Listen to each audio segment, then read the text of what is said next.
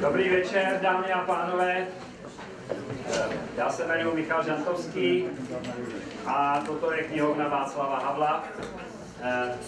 Máme dnes velmi vzácné hosty.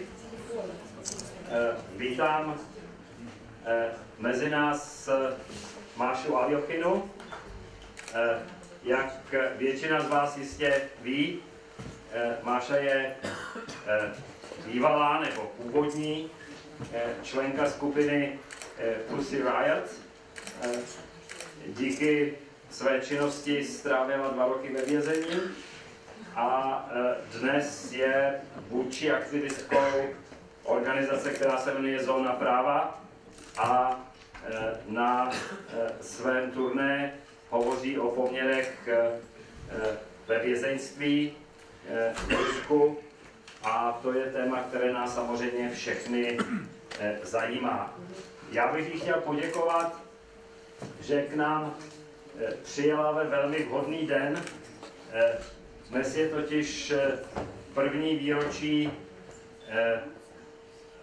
kdy náš současný prezident udělal z ní a z jejich kolegyň hvězdy v této zemi, takže o to větším potěšením je, že ji můžeme u nás přivítat. Já předám slovo její kolegyni Tamaře Moyzes a předtím bych ale chtěl, Máše, dát od nás z knihovny malý dárek. Je to muzika samozřejmě, jsou to CD, ale tady máte i plecku s Václavem Havlem.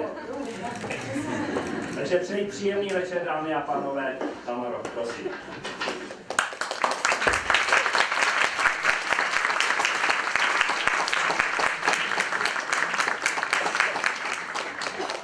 Thank you.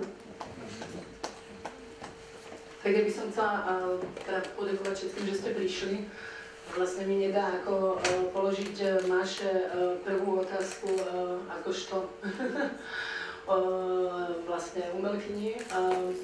V podstate, že z toho ven podebala Rafani, to znamená naši českí politickí umelci.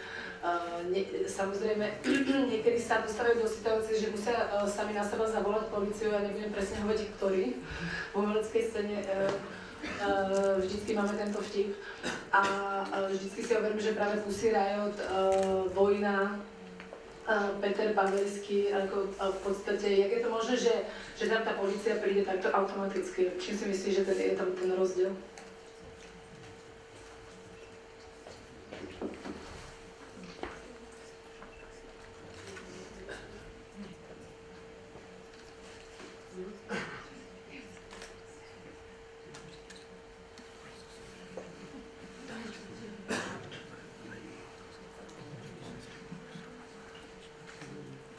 Во-первых, здравствуйте. Большое спасибо, что вы сюда все пришли. И для меня действительно большая честь говорить в библиотеке Václava Havla. Я его интервью с ним и часть его речей читала очень много в последней колонии, и мне очень нравилось. Za prvé všem přeji dobrý večer, díky všem, že dnes dorazili. Je to pro mě velká čest vystupovat v knihovně Václava Havla. Spoustu rozhovorů s ním a jeho článků jsem četla během pobytu ve vězení. Ну, наверное, стоит, да, дать небольшой комментарий, почему русские активисты не вызывают полицию. Наверное, ответ очень простой, потому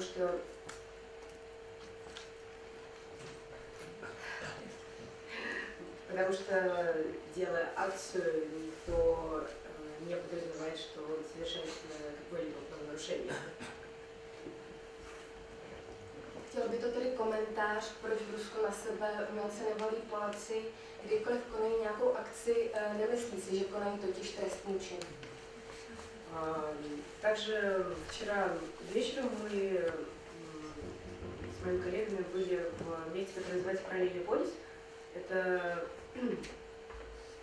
место сделано группой Стаговин, и, насколько я понимаю, они там большую часть времени работают.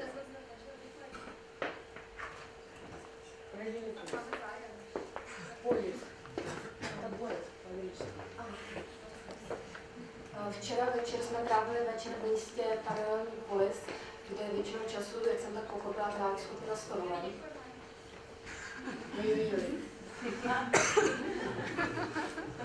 А нельзя как-то сделать так, чтобы...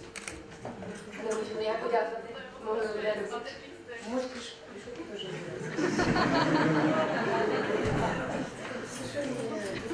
Мне кажется.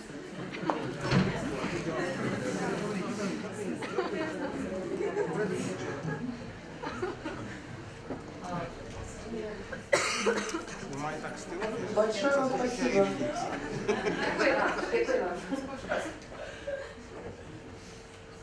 Мне никогда не нравится решетка.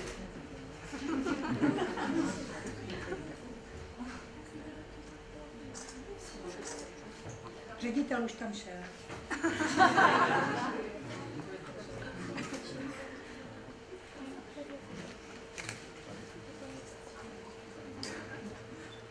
Да, вот.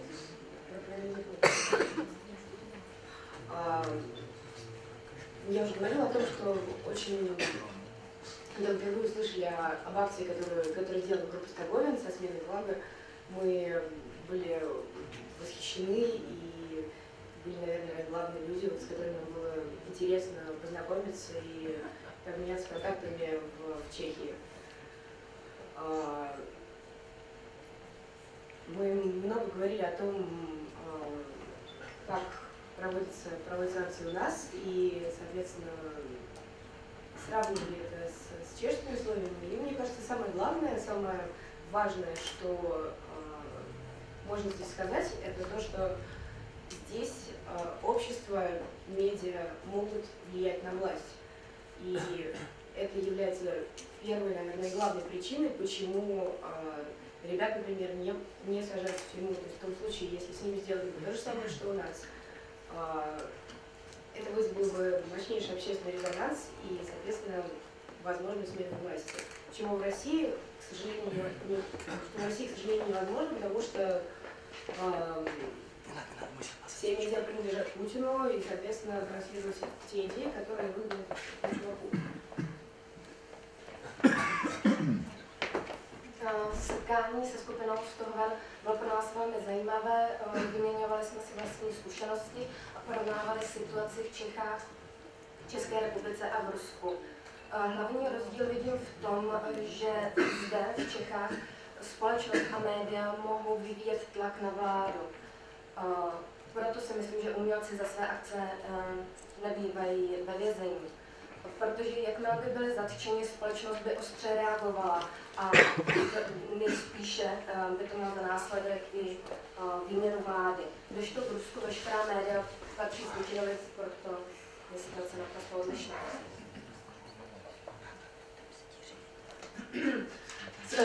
Vlastne každá politická skupina, či v Rusku alebo v Čechách je spojená, alebo respektíve tam sú tam vždy ľudia, ktorí prichádzajú, odchádzajú, je vždy v podstate viacej.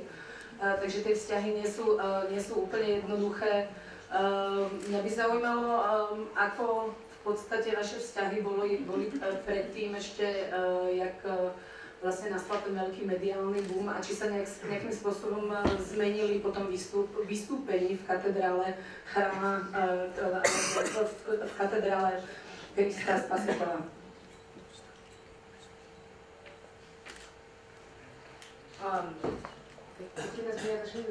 What relationships were like inside the group? Yes. Like before and after, if it's something changed.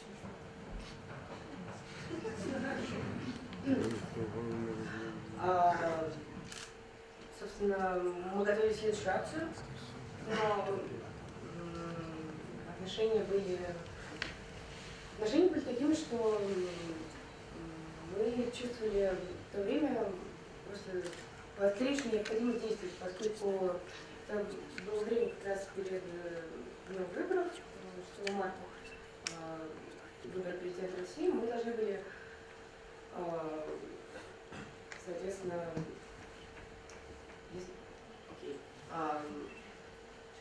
в то время в Москве и Петербурге было очень мощное протестное движение, называлось «Снежной революцией», и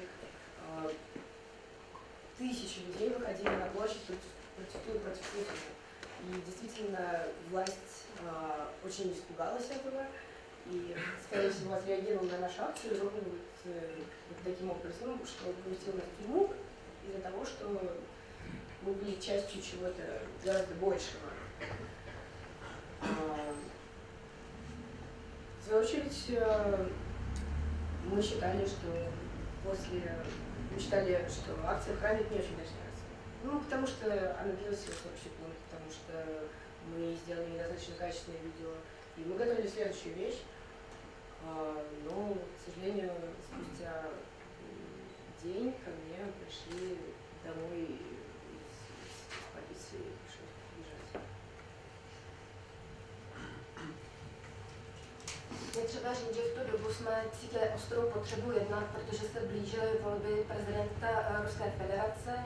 V té době v Moskvě a Petrohradě probíhaly masové akce, takzvaná Něžná revoluce, kdy tisíce lidí protestovali proti Putinovi. Proto je vidět, že úřady měly strach a proto my jsme byli zatčeni. My sami jsme považovali akci v chrámu za nevydařenou, jednak protože trvala pouze 40 sekund, potom, že jsme měli velmi nekvalitní záznam a proto jsme chystali další akci. Bohužel hned další den ke mně domů přišla policie. A vlastně jak to v podstatě prebiehalo s tou policiou, jak zjistili vašu identitu a vlastně jak se stalo nakonec, že 3 z vás boli za to, jak byli väznení?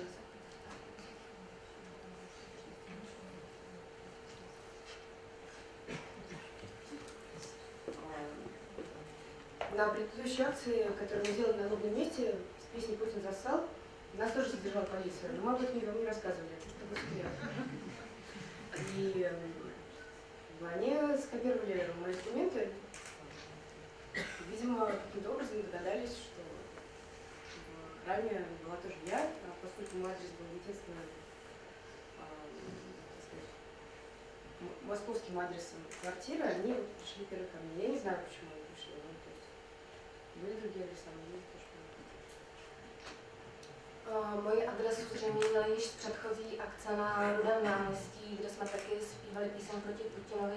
Z té doby měli kopii dokumentů, kde byla moje moskevská adresa, zřejmě proto přišli ke mně, i když nechápu, proč zrovna ke mně, protože měli těch adres víc. No, ty si hovorila v podstate, že raz ťa našli v podstate policajti, keď si bola ešte s dieťaťom a chcela si s ním do škôlky. Že keby si to opísala nejak, aký...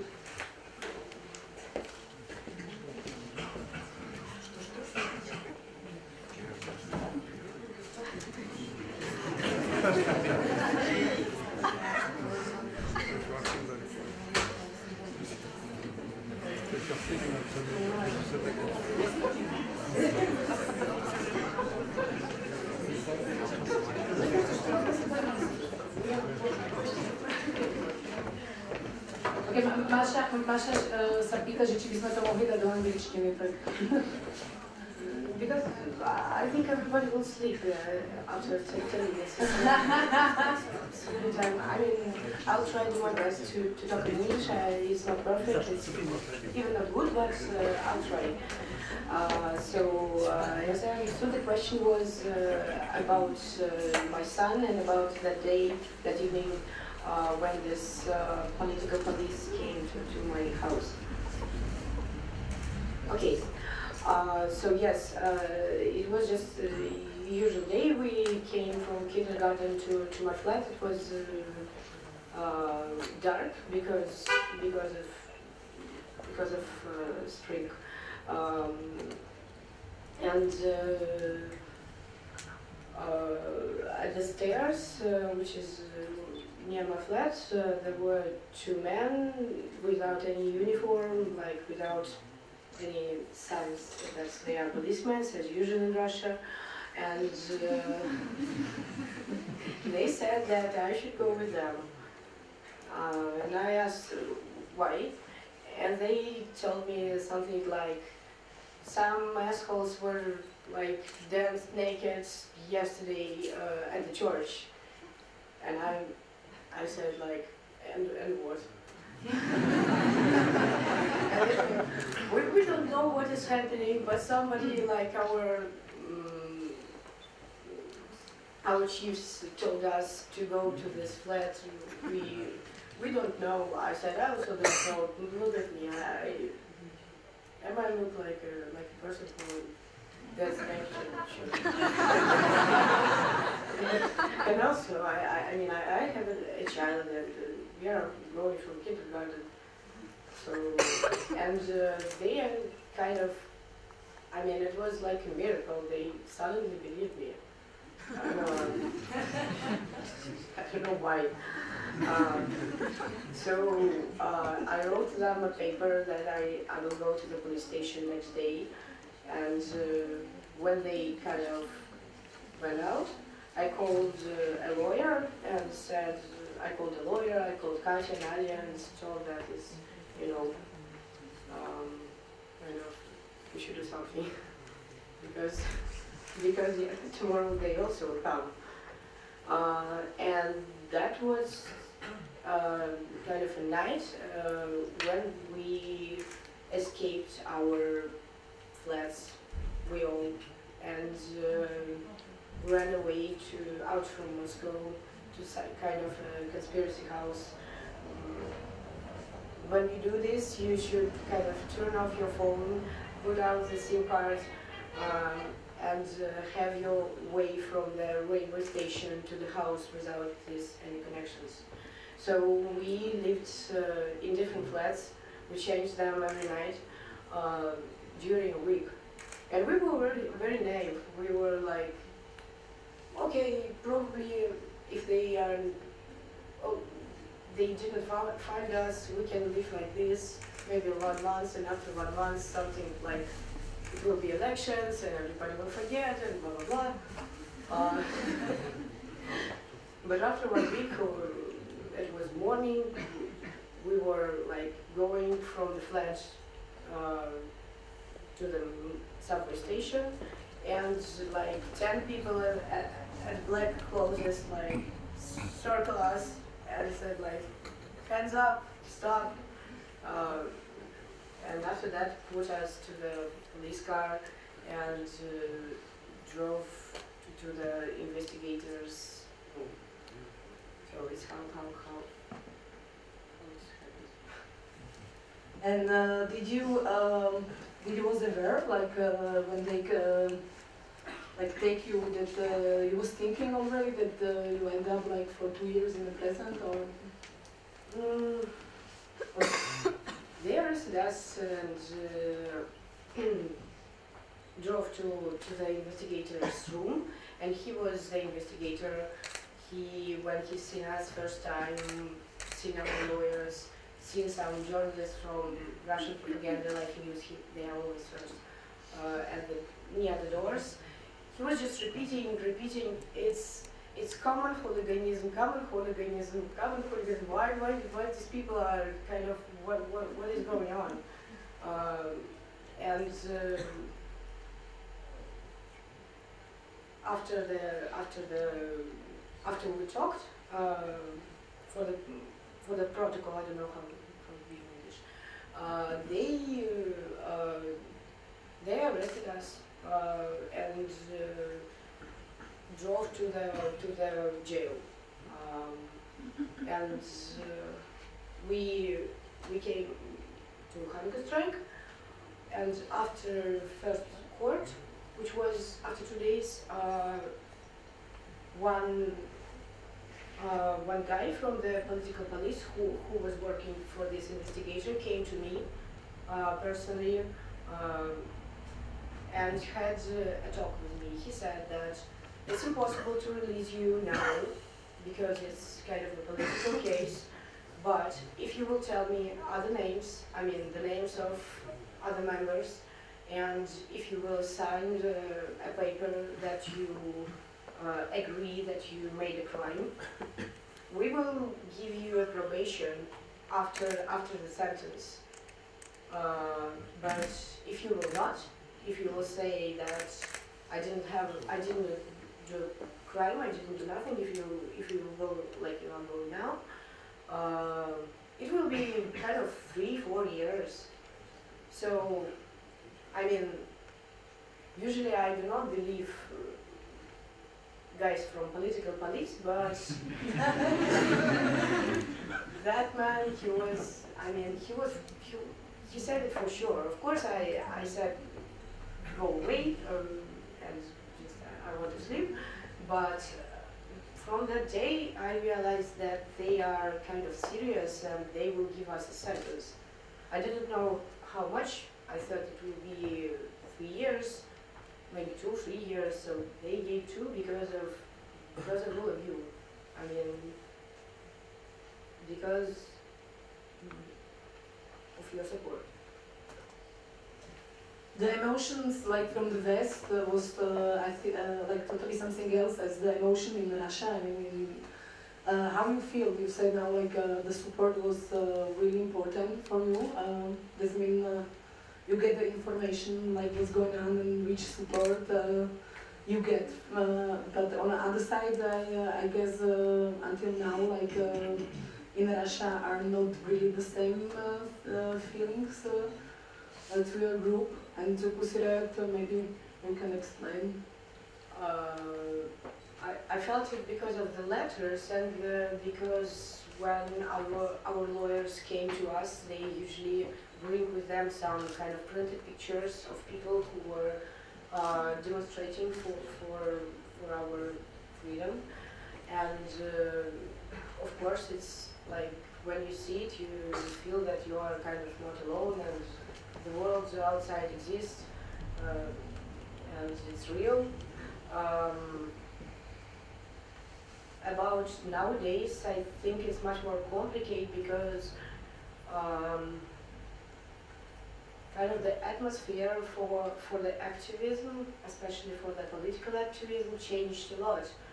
And it changed suddenly just after the Olympic Games. So when they kind of did the Olympic Games, when they had the first place, they kind of realized that they are something like half gods or something. And Crimea situation happened suddenly after that, and war, first war, had after that. So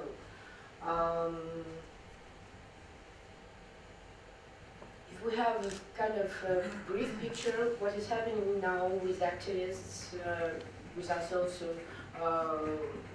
in Russia, we will see that these pro-Putin's movements, like ultra-patriotic shit, it grows so to this so high level because they really put a lot of money to them. So it grows, and these guys, they are completely they feel free to beat us, to beat protesters, to beat people at the opposition demonstrators, at the streets, at the squares, everywhere. And it's not like when we started Pussy Riot, when we started to do this musical actions, it was another era in Moscow. It was like kind of funny celebrating. Now it's full of military discourse in the whole Russia. They use completely other things. So to do something in the political field, you should kind of remember this. Actually, the last action that you did was in 2014 in Sochi, in Olympic Games, Winter Olympic Games, and we see how they beat you there. This Cossacks, yes. So I'm just asking why why Pussy Riot didn't react on a common situation like with Ukraine. Because it's difficult to react to the war. You cannot react in this way to the war. I think it's you should find another way because you can somehow react to build kind of peaceful movement, and you cannot, you know, dance when it's happening. Or, I mean, I'm still thinking about it, what we should do, but it's first time in my, like, when I'm not a child, grown-up person, when I see my country doing like war at two countries, and it's I'm kind of still frustrated a bit. I think that it comes the time that we can see the first video. I know that all of you know it very much, but maybe it will be nice to remember it. Sorry for the quality, but then can we have the first video? Yes, yes.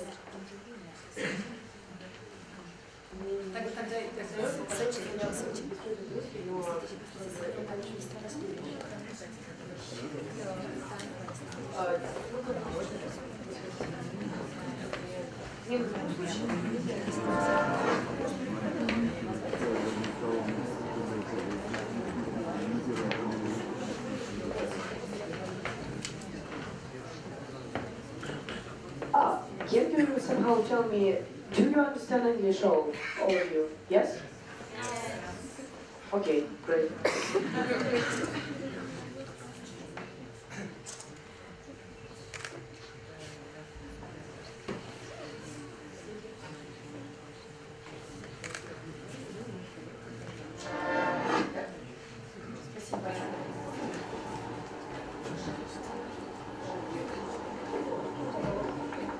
Yeah, that's the video from social course.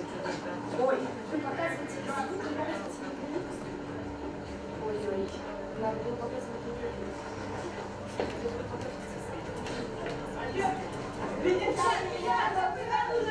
Боже мой.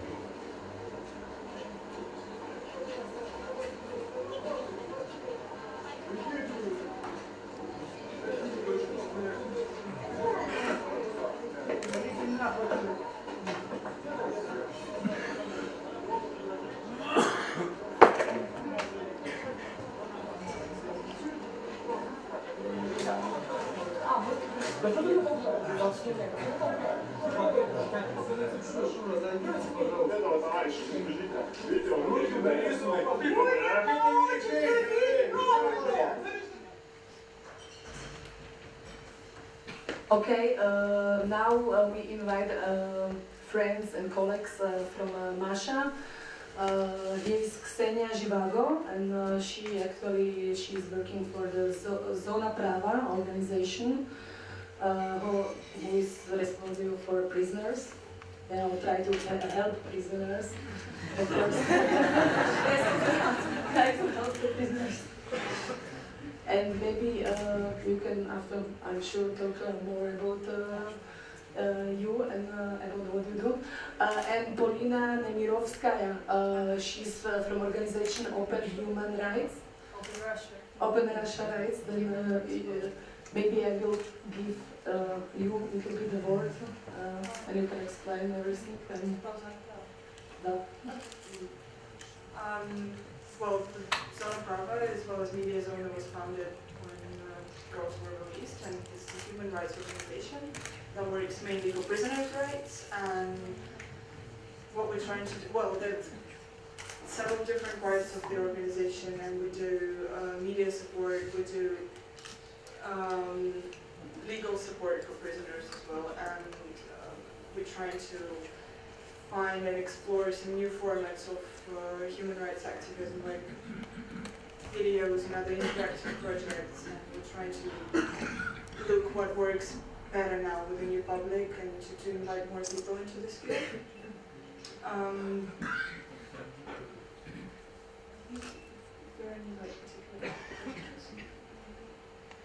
Like after the prison, you try to build some NGO who will. It's not an NGO because they didn't register us as an NGO, and I think this is a moment when we should start calling it an NGO.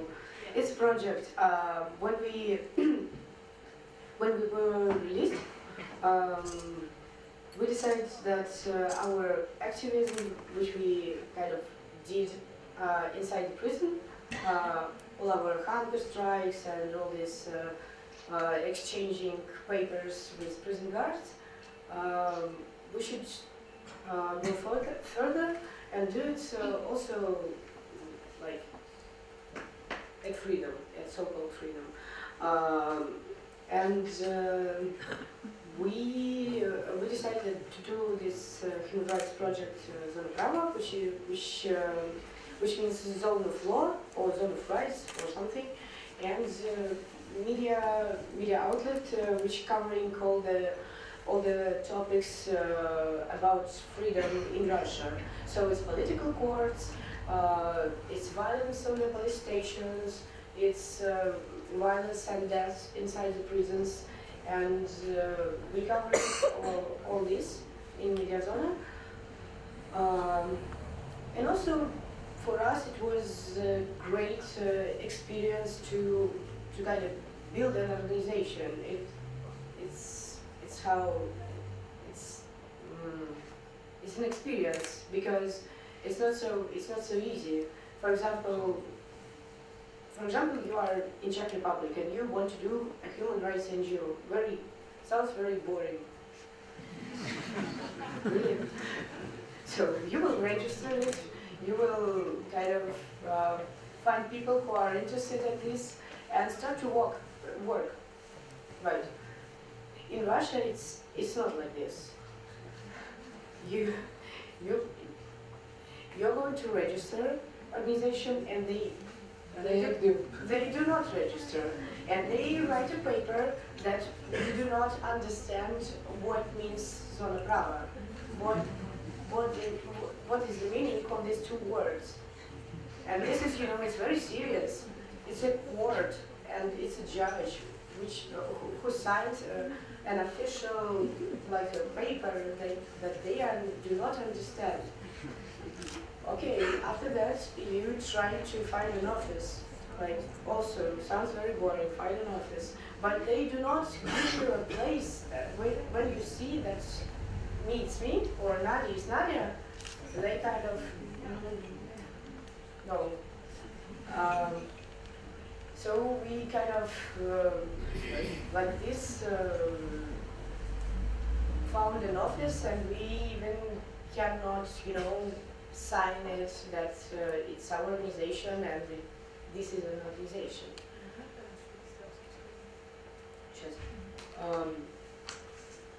After that, you kind of try to do some things, and for example, go into the penal colony and give some food to the prisoners. When we did like this, they just started to beat us and put this fucking green liquid to our faces just because we came to visit prisoners. Because somehow, probably,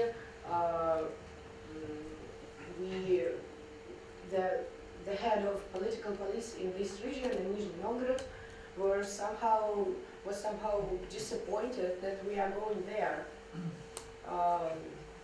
He's a special person. He has a Twitter, and he is always writing at his Twitter that you know, all this opposition are kind of enemies of the state, all this shit. And when we wrote that we are going to the penal colony, he wrote, you know, kind of officially that these horrors are going up to our region. We should somehow up. I have a kind of a kilo of glass which I want somehow to use. And so after that, there was this. If someone want to help, you know, to political prisoners in Russia and to your organization, like, or give a support, like a money support, how you can deal with it, or if it's happened, and if somebody wants to kind of do the same things, or if somebody wants to help us.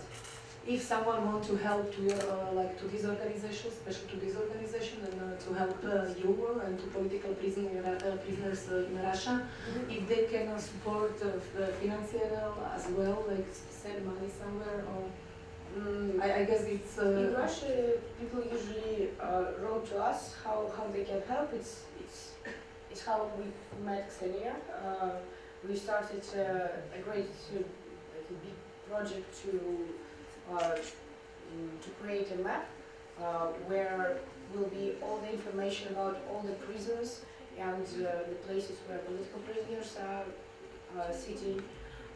So map with all the information of everything. And we realized that it's, you know, a lot of information, and we wrote that we need volunteers. And how Ksenia come to us, and yes, for example, yes, people can send money, but in Russia we never asked for this. Usually people, like not organizations, but usually people send money to us through the NGO organization, human rights organization in the United States. So, but I don't know. There are a lot of people who.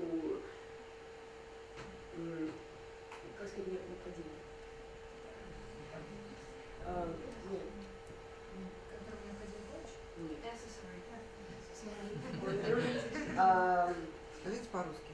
Да, отлично. Но было огромное количество людей, помощь которых нам была необходима, без которых мы бы это не построили организацию. Okay. There were a lot of people who helped us, and without their help we would have never built this organization.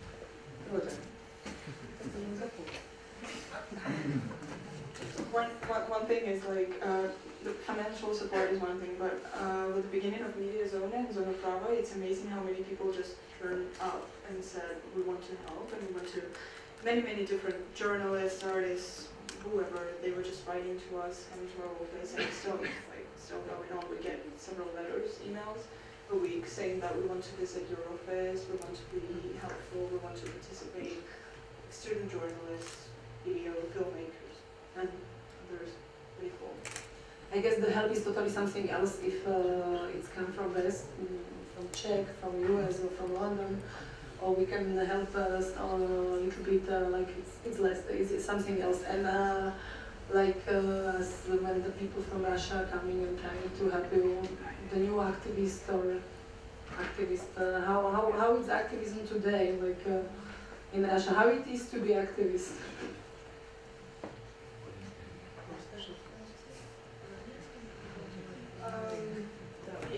anti-Semitism in Russia at the moment, I think it's like half dead, to be honest, because I think there are plenty of people that simply lost hope,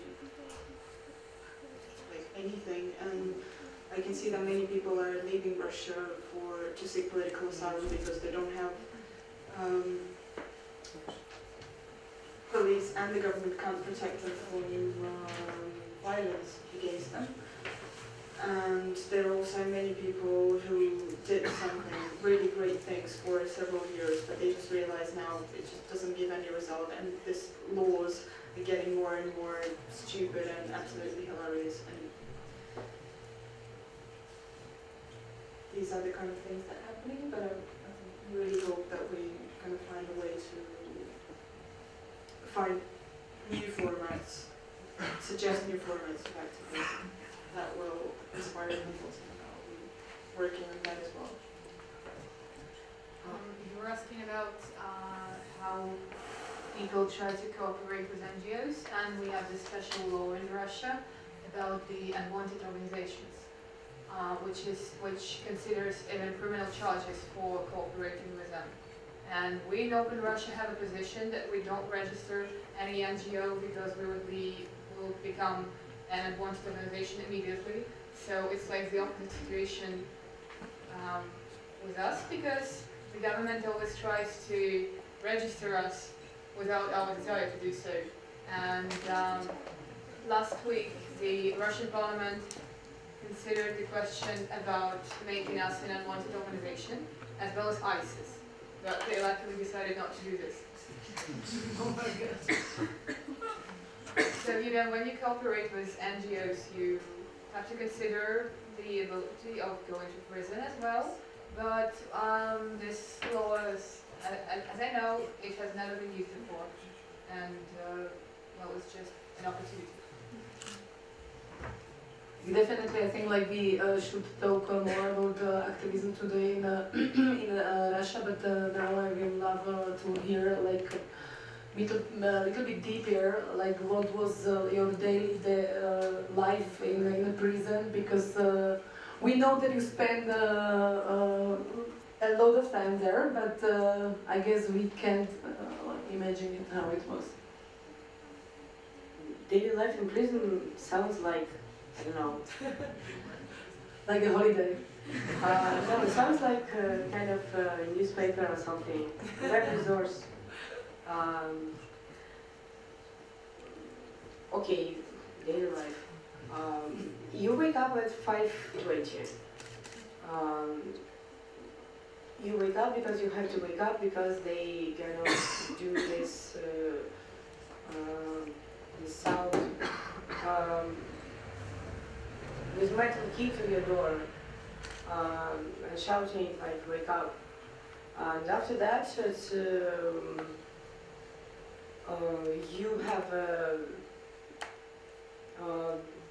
you have this thing where when all the prison camp going and prison guards counting everybody. So it's kind of, imagine 1,000 women going to this. Usually it's really cold. My first prison camp was in Ural Mountain. It was kind of -35. Going to the line, big lines, and the prison guards counting them one group by another. Right. Okay.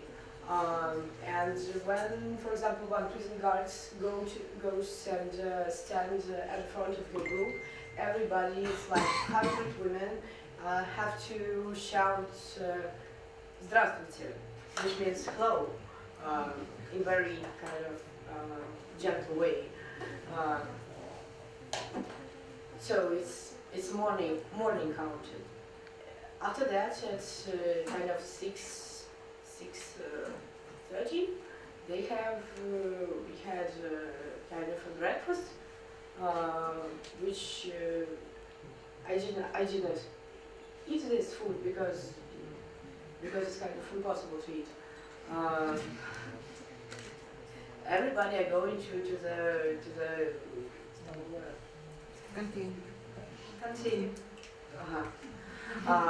And after that, mostly like 85–90% of prisoners go into the prom zone, kind of a fabric, where they are working usually kind of 10 or 12 hours. They are sewing police uniform, very cynical. Yes, and after that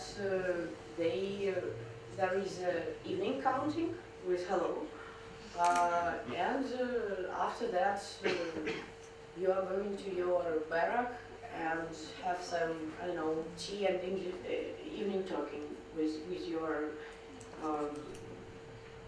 we call it family. And after that you're going to sleep. The problem is that if you just describing the time, it means nothing. It's much more interesting to talk about how it is going, because in one barrack, in one kind of group, atriad, there are hundreds of women, 80 or 100 women living together at one room and have only kind of three toilets for this barrack. So it's always a line. It's always, you can imagine women who are kind of trying to go to the work. And of course everybody is shouting to each other, where is my this and where is my this, and all your personal stuff, like your food, your shampoos, everything, it's keeping, you cannot keep it in your, near yourself. You should keep it at a special room, and they open a special room at in special hours.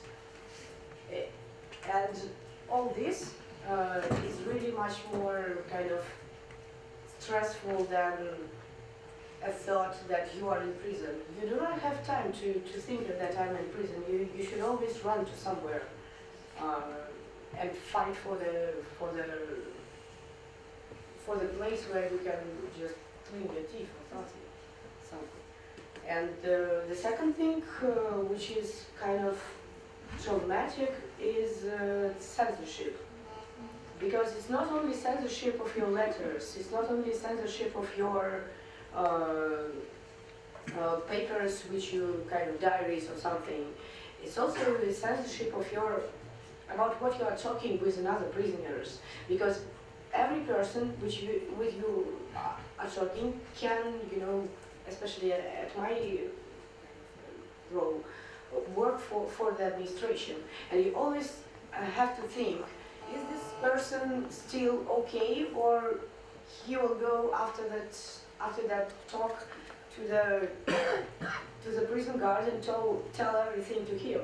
So it's from month to month you become very like before talk with somebody, you are thinking, and you always have to kind of be careful, and especially if you fight with prison guards, if you are collecting information about how they do their breaking law, if you really write about it, if you, for example, I was writing in articles about it, and if you do all this, you always have to think that, okay, this person can kind of steal papers and give it to administration, which they sometimes did, and all this. This is very, you know, when you are going outside, you're still thinking sometimes in this way, and it takes time not to do it. But sometimes it's useful. Like at the time that he was in a prison, he was actually already a month her son, and I want to know how many times you could see him. Every woman have to have a right to see to have a visit, to have so-called long visit. It's 2 or 3 days, once at 3 months. So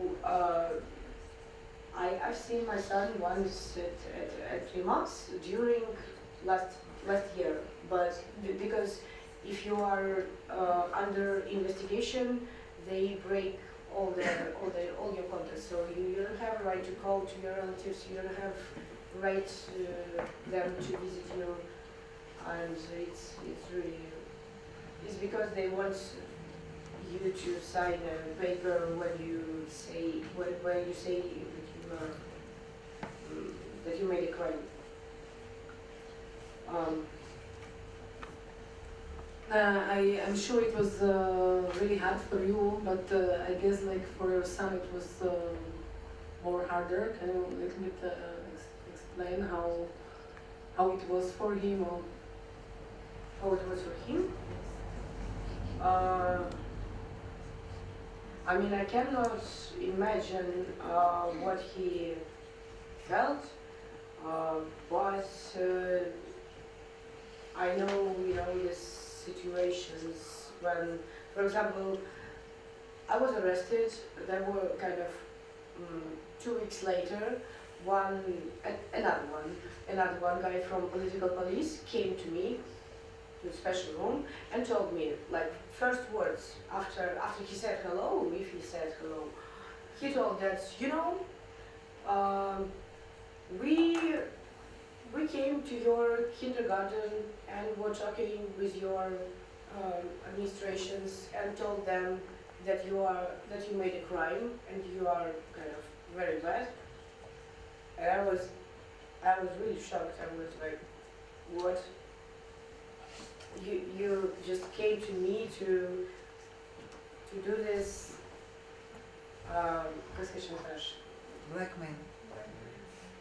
blackmail, using a children theme and kindergartens. Come on, look at fucking you, what you're doing.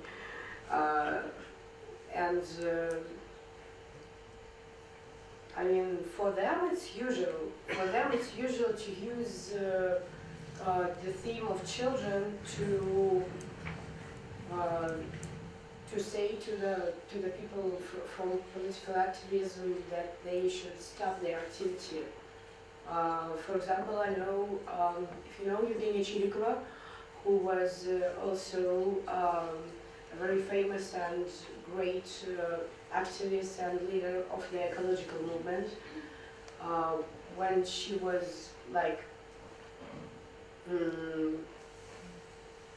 during the culmination of her actions, they just came to her house and tried to take her children, and she had to change a flat and to change an area where she was living, and that's how they, yes. I think now comes the time to see a film that we see already in Knihovna. It's 10 minutes film that I think, yeah.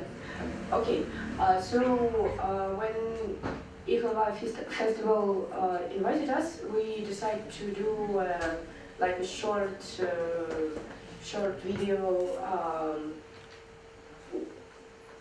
It's an ex-prisoner who spent kind of more than 10 years in Russian in prison.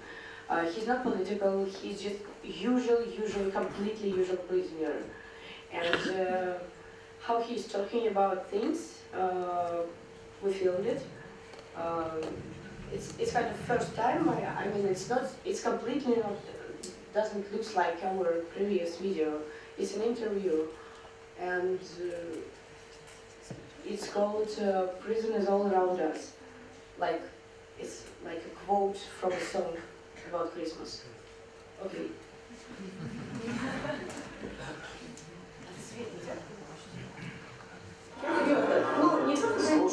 Слушай меня, Маша, секундочку. Я лишнее слово базарить не... I think it's much better without lights.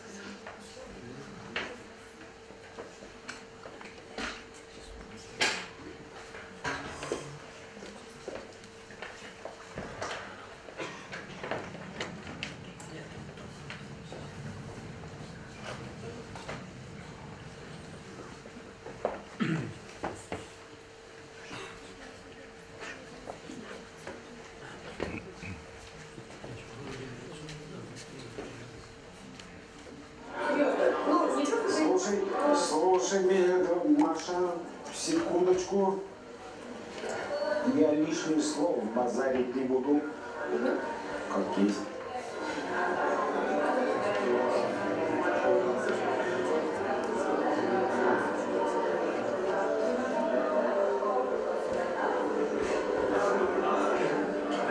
Столько мыслей, не знаю, с чего начать даже. Вы долго сидели? Сколько? Сколько пальцев? Лет 10. 10 лет? Вау. Я не буду спрашивать, Это не важно, это я уже отдал прокурору.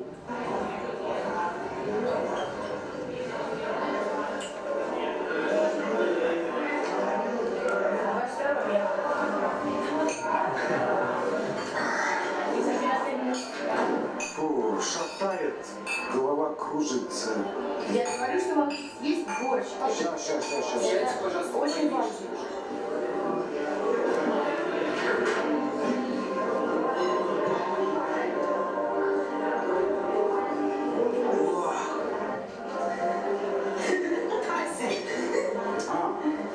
И между прочим, ребят, Скажите, типа, как к человеку относится? я сейчас расскажу. Маша рассказывает. Типа, ну я Маш, слушаю. Я был год в розыске, а потом, попался, взяли, да? И на матросскую тишину подняли. А я тут в Москве жил, все там, культурные заведения всегда, туда-сюда, обошел все почти рестораны в Москве. И старый Арбат, и новый Арбат. А тут дверь открывается, где-то самые 3 такие комнаты, вот, да? На матросской тишине. Я сейчас объясню, как к людям относятся. Я зашел, я в плаще тоже, в кепке зашел, так. А меня-то взяли, у меня не зубной щетки, и не полотенца. Смотрящий говорит, подойди, поговорим. Вот так же, по-людски все, поговорим. Я говорю, я тот такой. Он говорит, сейчас чифер заварим. Ребятам говорят, заварите ему чифер. Мы вместе чифернули за дубком. Выдали, да, пацаны, полотенце дали, все, зубную щетку, чаю. Курить тоже, пожалуйста, по-людски. Вот это людское. Потому что... Ну это же заключенные. А? Ну это же свои. А мы про охрану спрашиваем. Про охрану. Сейчас, подожди. Ну и вот. А представляешь, Маша, в то время это самое... В хате вот 3 такие комнаты, 120 человек. Там присесть на корточки негде. Спали бок в бок, там повернуться нельзя. На полу не спали? Нет. Я не... По очереди? По очереди, но я на полу не спал. А кто спал? Спал под шконками. А потому что... Потому что воруют деньги, понятно. На зоне тоже за это дело ломали руки.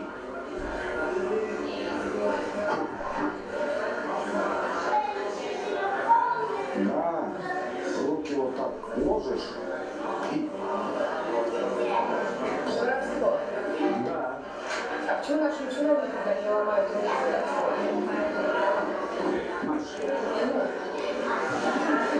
Слушай, как разговаривали первый раз. Ты же еще маленькая. Ты же еще маленькая. А я тебе скажу, наступит время, и им поломают. Я тебе скажу больше.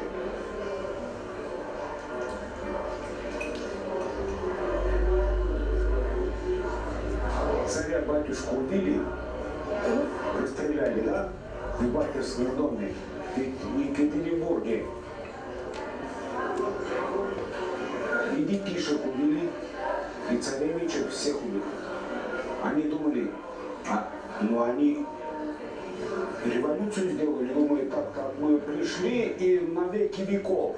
Они так думают. Человек просто, у него такая сущность, что вроде я вот сейчас сижу, да, это как будто у меня будет продолжаться век веков. Но это кончится.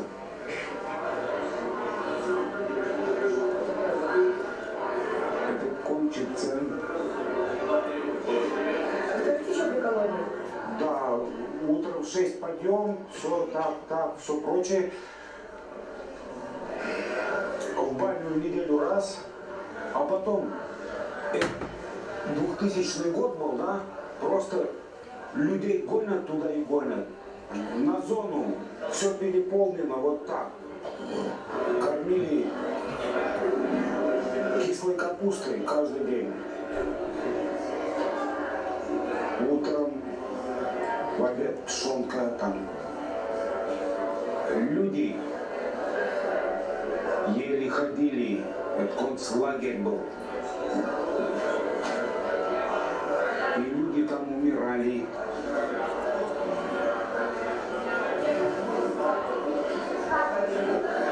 Маш, я когда первый раз там увидел горох и перловку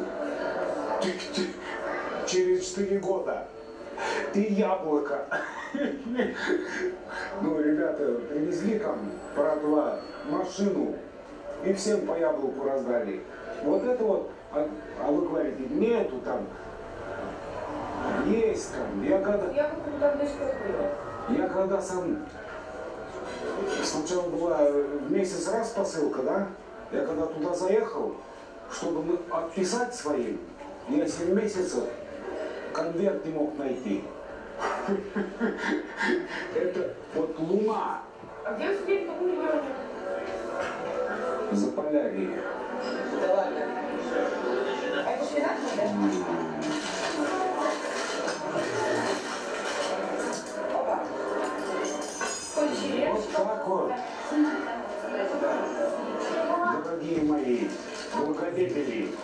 Вот вы благодетели, а вы ребята, кому? Какие вы благодетели?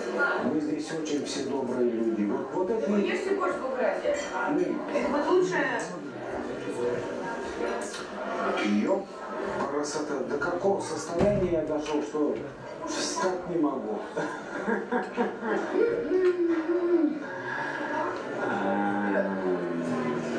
Надо есть тогда. Маша, ты представляешь? Я буду говорить, как после того, как скажешь борщ. Да. Правда, честно. Я ем шпинат. Хотя я совершенно не хочу его делать, но я ем борщ. У меня очень много тем. Понимаешь, я тебе рассказываю, я пришел туда, у меня ни курить, ни заварить нечего.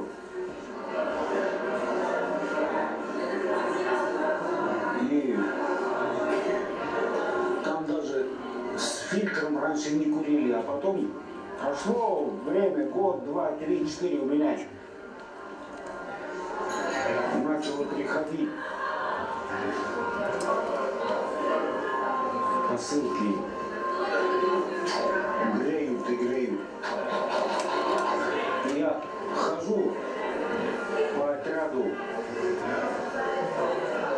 пацанам банский концерт. Я же вижу, кто бедолага там, да? Я это тебе, это тебе, это тебе, это тебе. Вот такое же. Надо там это самое там людского больше, чем здесь. Права? Права? Вот такие.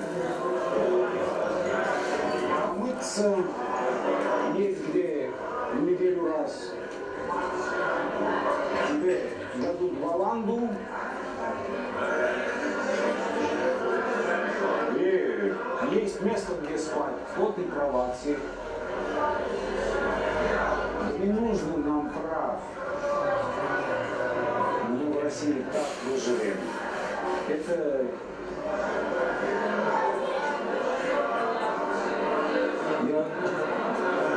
Я вам посоветую почитать Достоевского «Записки из мертвого дома». Он прошел через каторгу и потом только стал вот эти все свои вещи писать. И мне не страшно, что завтра со мной произойдет.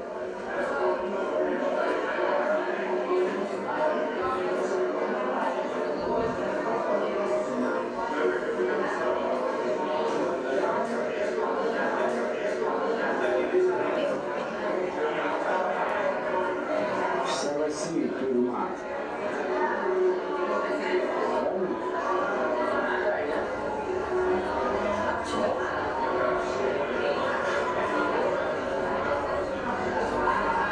И весь земной шар тюрьма.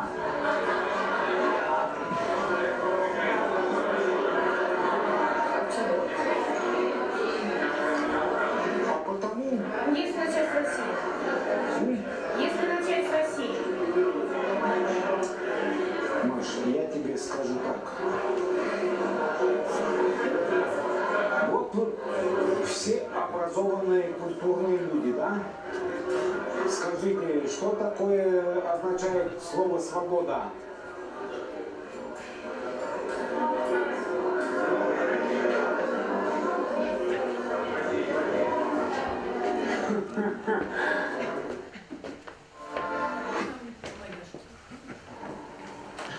Okay, thank you for the film. Actually, this will be my last question because then you will, you can ask Masha, Ksenia and Polina whatever you want.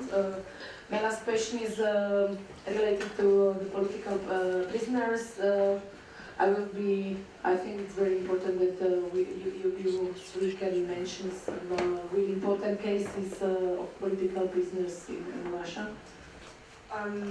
Yeah, I would like to mention one of the biggest ones in the last time. It's the case of Byla, Square in Moscow, and this is the case of more than around 30 people now, and most of them are in prison or in courts, or their sentence ended already, of some of them, and this case is absolutely I can't find words for that, sorry. It's really horrible because it's based on so-called violence against police, while these people actually didn't do anything. 6th of May 2012, there was a demonstration caused by results of the election. During this demonstration, as they say, some of policemen, they were beaten, they were attacked, they were thrown stones at by the protesters, and Byla started then. So basically, well, I would like to say that it's still going on. After so many years, it's 2015 now, it's still going on. There are still new people in this case, and in 3 years, policemen they still remember some pain that they felt that day, and they still go into courts and saying that they felt pain here, like on the wrist or in the finger, and that's why basically the attackers should go to jail for many, many years, which is a bit, well, a little stupid, I think. Okay, Что-то не работает.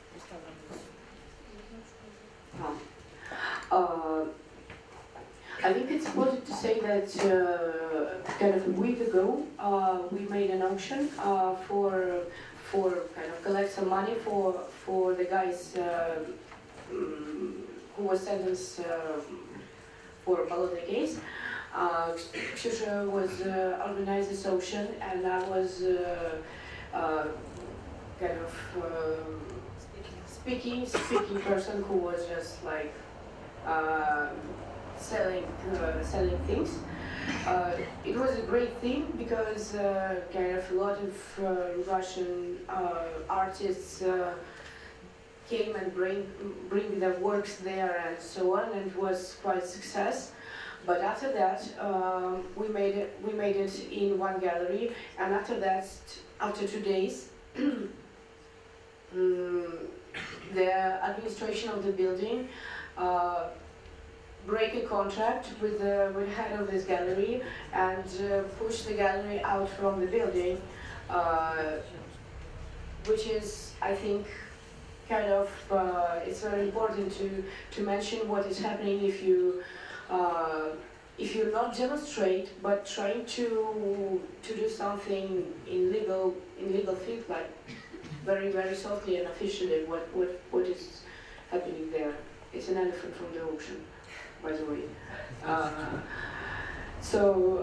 And also I want to say about one guy who is very important for us and for me. His name is Vladimir Podrezov. He's a 19 years old guy who was near Mustang, like famous Ukrainian artist, when he was painted one of the stars at the top of the Stalin building in Moscow. He painted it like in the colors of Ukrainian flag. Yes. So nobody found Mustang, but they found a guy who was just kind of nearby. He didn't know nothing. He's completely usual teenager who like sometimes going to roofs. They gave him 2 years and a half, like us, a little bit more than us, and he really did nothing. We provide him a lawyer and some help, but it will be really nice if you kind of write a letter for him and send something for him. I mean, we can give all the information I wrote about him, and I think he's really incredible, because unfortunately I've been at his sentence at the court. When the judge was reading his sentence,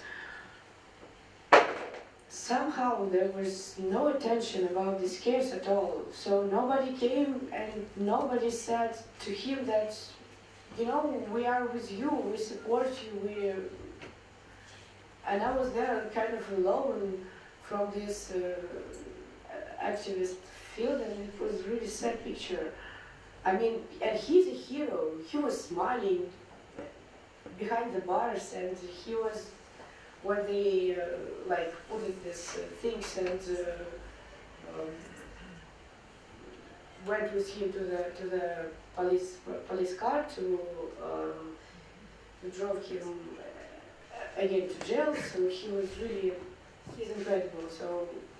Yeah, and it really looked like super strange, because he's 19 years old kid, blonde, curly hair, looks like a little angel, and he stands there like with his big eyes, and many of people around, like press is around, and no one basically cares, and he's going to go to jail for 2 years, which is horrible. And well, that's how it works. And as well as the case of the other guy, one of the members of Bologna case, who was only incriminated participating in a public demonstration first, but then after the public line with Vladimir Putin on the TV, it's like big event, everyone watches it, and journalists asked questions, and one of the journalists asked Putin about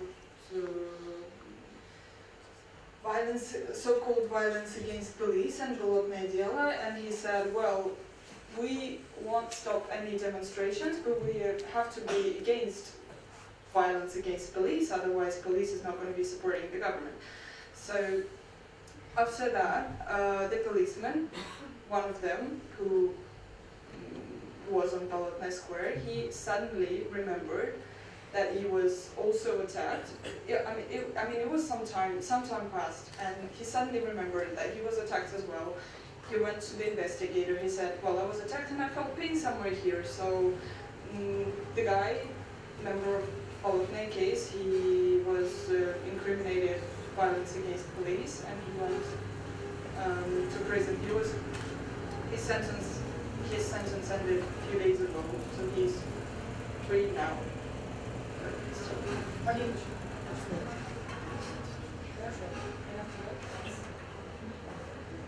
Normally I would have told you about the cases we in Open Russia are, well, the cases in which we organize the defense, but fortunately all the people who we were defending are now free. So I wanted to speak for Oleg Sentsov and Alexander Kolchenko. I think you've heard these names, but it is still terrible that people go to prison. Well, Oleg Sentsov got 20 years and Alexander Kolchenko got 10, just for living in Crimea and not wanting to be a part of Russia. They were given Russian passports even though they didn't, well, they never applied for them. And they were given Russian passports only in order to make them Russian citizens so the court could send them to prison. And we have this project of, well, this fund of Navalny Hodorkovsky who gives money to families of political prisoners. So I've met Oleg Sentsov's sister, and it was like the most awful meeting in my life because I wasn't able to say anything. I just didn't know what to say when your brother goes to prison for 20 years for nothing, only because Putin has some weird, wicked war in his geopolitical interests. And well, I just hope that Ukrainian government and Russian government will come to some conclusion and change Russian prisoners in Ukraine for Ukrainian prisoners in Russia, such as Kolchenko, Sentsov, Savchenko, and more of them. And also, there is a case which is similar to this one. It is a case of ABTO, it's in Russian, Автономная боевая террористическая организация. And there's a leader, Vanya Stashin, who will be released only in 2020. But the thing is, there never was any such thing like ABTO, and Vanya never was a leader.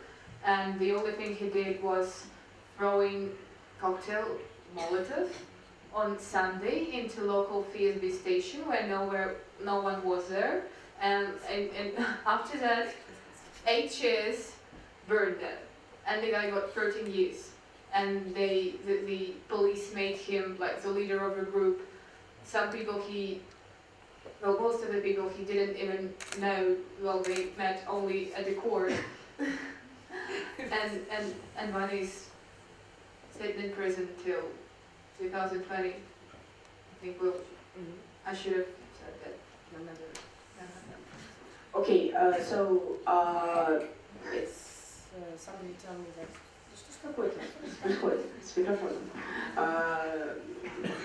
That we do not have time, and we want to invite here human rights activist and actually expert for Dvouletného case, Sergei Sharov-Delona, and we are very happy that he's here, and we really want to that he will sit here near to us.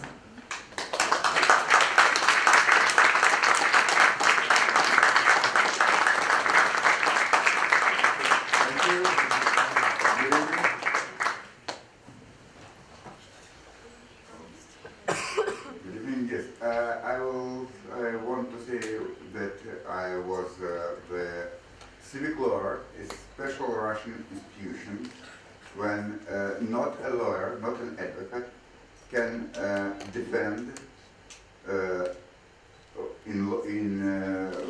during the trial prisoners. And I was the lawyer, the civic lawyer on the first Bolotny trial, and now I am civic lawyer in the last Bolotny trial on the pomshik that continues today. So I know all this situation very well, and I can say that the lie of the policemen is awful. In a trial that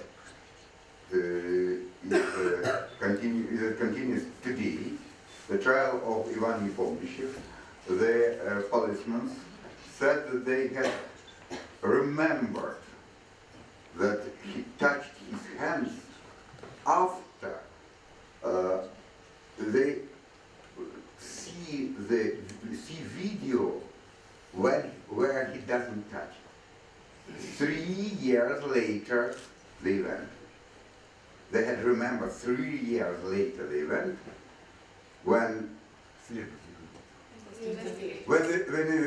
investigator showed them the video. And they say during the trial that they have remembered after the video. But I'm not sure that we can defend our Ivan Nepomniachtchi. I'm not sure. It's in reality said they didn't remember anything for 3 years. But I'm not sure we can defend it.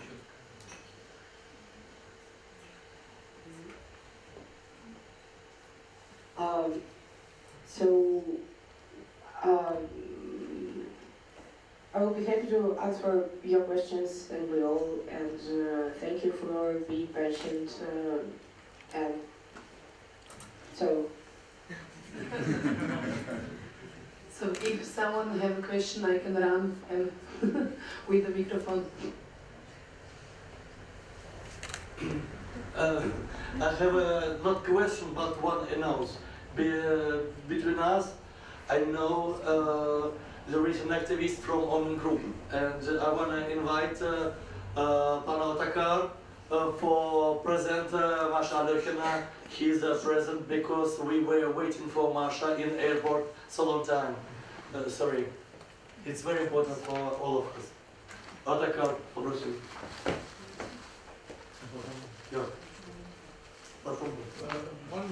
One question.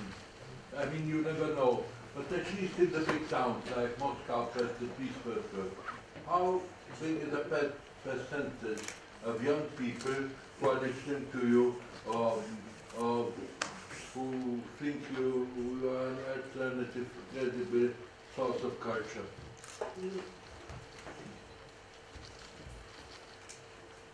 I mean, when I'm talking with people, or if I kind of providing ideas, I never ever count a percentage of them, because every person is kind of a person for me.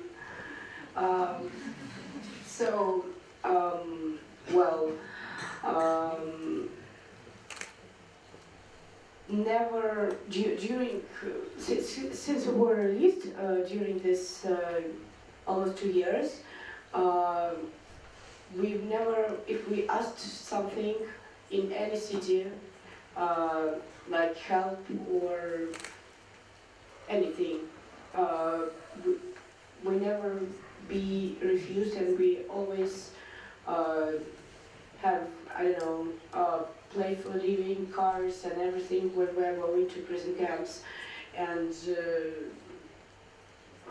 also people help to providing information. I cannot, you know, tell you the number of these people, but a lot of them. And I think it's very important to say that to be an activist at regions is much more, firstly, dangerous, secondly, rare than in capital, than in Moscow or at St. Petersburg.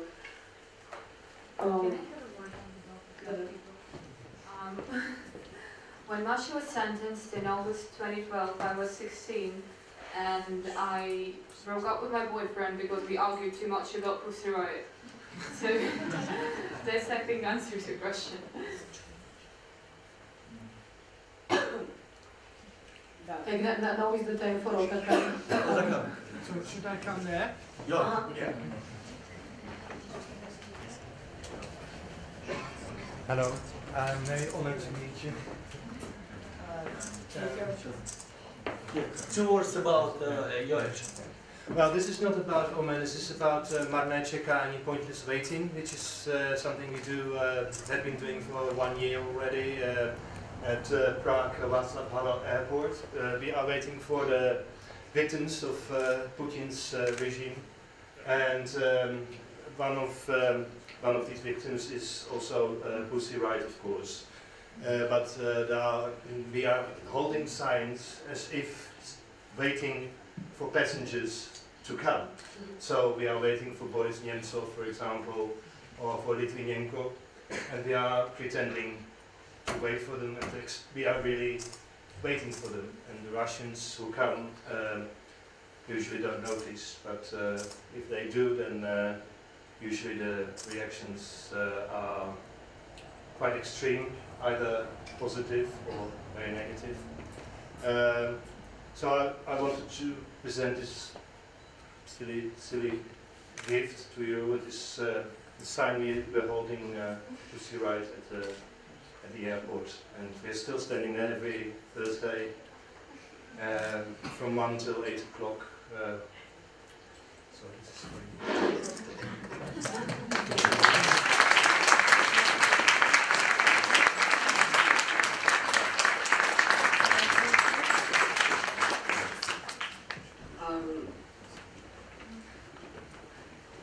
I want to say thank you. I don't know what else. I mean, Okay, then it's someone here who wants to. Okay.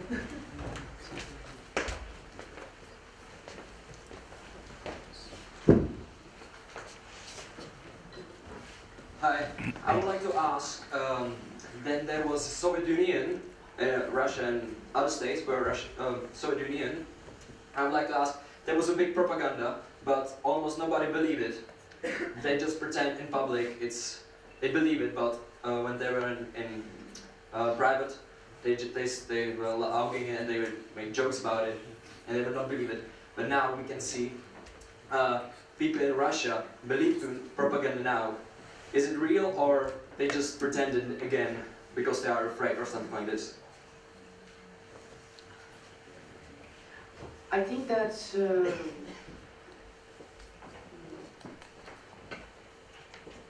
there is this question about percentage of people who are kind of supporting Putin. This is kind of this 84% or something.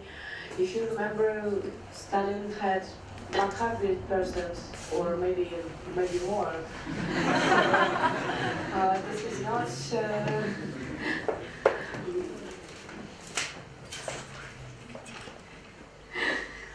You see, even papers. Well, I think this is not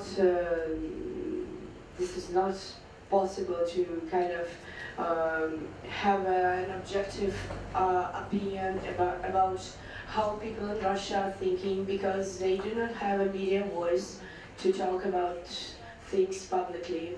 Nobody from the opposition or from the activists or from the people who are not support Putin, they do not invite, and they blocked these people, and they in media, because all the media, government media is okay.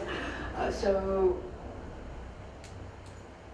I'm sure that if even in one region, people who are not agree with Putin will have a public voice, you will see completely opposite picture from what we have now.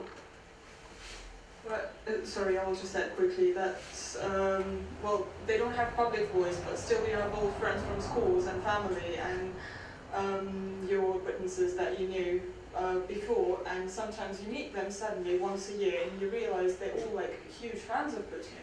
And they say, well, yeah, everything he does is great and Russia will suffer so much without him. And just sit there and you're not used to these kind of things because you're always surrounded by people with your own opinion. And this felt very strange, really strange. But these people, yeah, they do believe, honestly. They don't pretend. I don't like to do it, but actually it's a chance for a last question. I think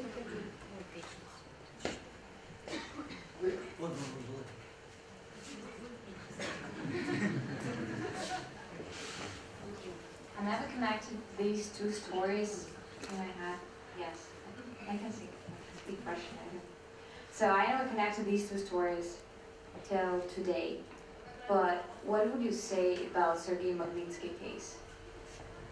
And if you see any connection, because I was impressed how much is possible to be done for human rights, and how few things can be done in Russia for human rights, especially when Matroska Tishina was mentioned in the video, the same prison. So please. I think the Magnitsky case is really, it's one of the most important cases in our time, because yes, they kind of tortured him to death at the Matroska Tishina prison, and after that, what they did, it's kind of a real absurd. They tried to, they made a court with an empty cage, and started a process against that person, against that Magnitsky. So, and this is a kind of a culmination. I think one of the main things which is happening nowadays in Russia. They are, I mean, it's impossible not to mention Kafka, and it's completely Kafka's story, but it happened in our life, and sometimes you just try to look around and everything looks like a very absurd, surrealistic, dark movie, but I mean, you stop yourself and say this is not movie, this is kind of life, but it's true. Yes, when we've been in London, in British Parliament, we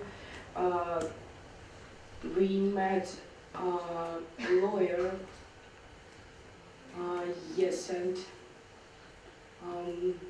somebody from the family of Magnitsky, and we talked a lot, and they kind of still not believing that this is happening in real, even them. So I'm really, I could be here all night, but we need to close, and I'm really sorry for it. 1 second. Yes. Okay. Yes. I want to give a present. I want to thank Václav Havla Library for this opportunity, and I want to present you the sign of a member of 6 May committee that supported prisoners of the case of 6 May during all this trial. Wow. That's for you. Thank you. That's for you. Thank you.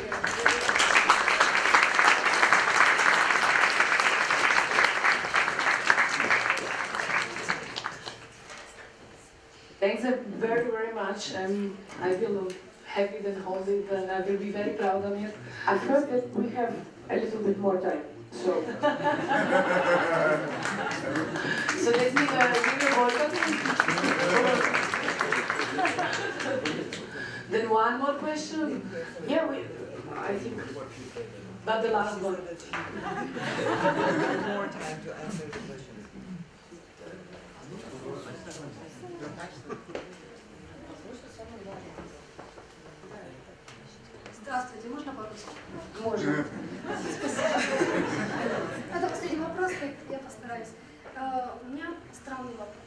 Вы сказали, что в российском обществе царит какой-то апатия. И вы говорили, что вот активисты боятся, действительно боятся. В каждом есть о чем-то заботиться, есть что-то бояться. Их может прикрыть, может посадить и так далее. В последнее время ходят новые законы, каждому есть чего бояться.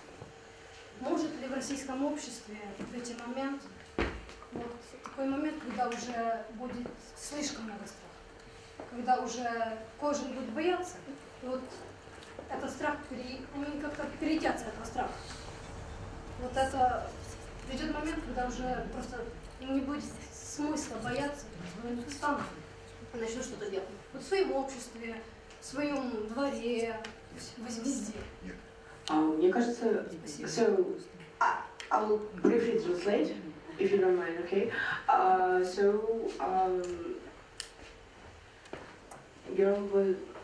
was asked, that's the question about kind of a fear and apathy in Russian society, and the question was if the end of this fear exists and when we will see a protest in Russia, in other words. So I think that people who do not fear, who act, they exist and they do things. The problem is that the world doesn't know about it, and even Russia doesn't know about it. This is a problem. There are no, a big kind of picture of big society. Russia is completely, spread, and activism exists more in one place, for example, capital St. Petersburg and Moscow, than in, for example, Siberia. But I think we should have kind of better picture and know each other and try to connect with each other more. Not politicians, because you see Putin, you see your president, how they act, and I'm really sure that we should build our own connections between activists, between organizations, between art circles, and just exchange our experience and go and help each other. This is only one way to build another society in the world, because in Europe there are also problems.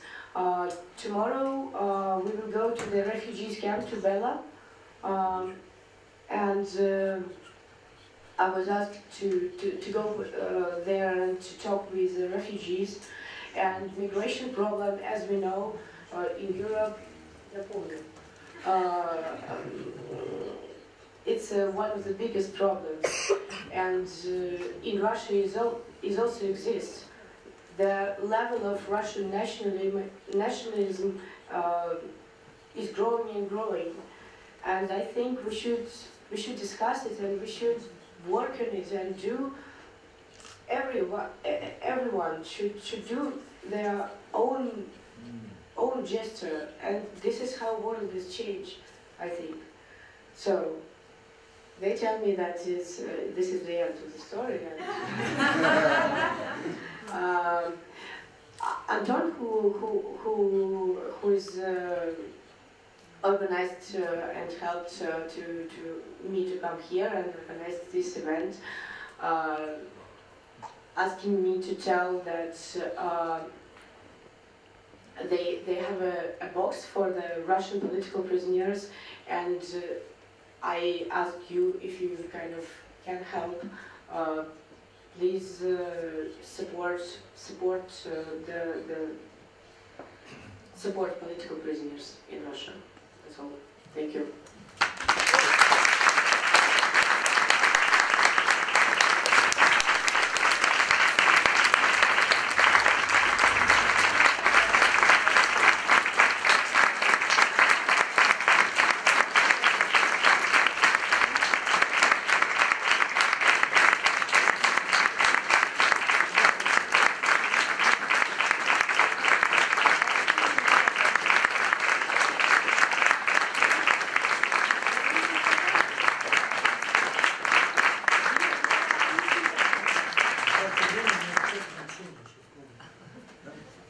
yeah, thank you again. Thank you to all of you. We are really happy that we could have you here. And yes, thank you.